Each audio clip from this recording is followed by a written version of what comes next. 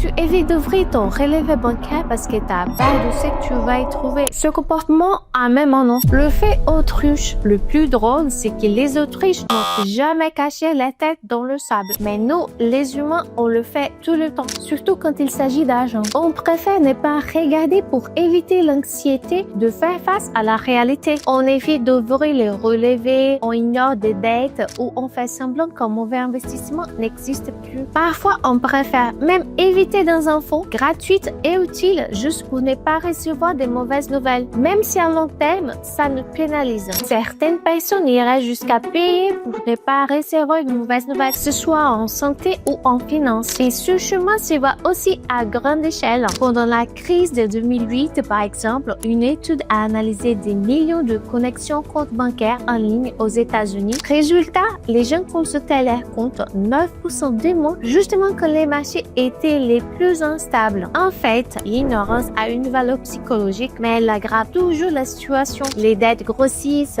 les mauvais placements s'accumulent, l'occasion de corriger la trajectoire disparaissent. Et l'anxiété ne fait qu'augmenter parce que, au fond, tu sais que tu fuis la réalité. La solution, c'est l'inverse, avoir de la clarté financière. Ça veut dire savoir vraiment combien d'argent entre, combien il en sort et comment planifier la suite. Au début, regarder les chiffres peut être inconfortable, mais très vite, ça soulage. Avec de la clarté, tu décides mieux, tu réduis les risques et tu retrouves un sentiment de sécurité et de tranquillité. À la fin, l'effet autruche n'aurait jamais rien. Ce qui fait vraiment la différence, c'est d'affronter la réalité et de prendre le contrôle de tes finances. Moi, c'est Talita et si ça t'a plu, abonne-toi. Ici, je partage tous les jours des choses qui valent la peine d'être reçues.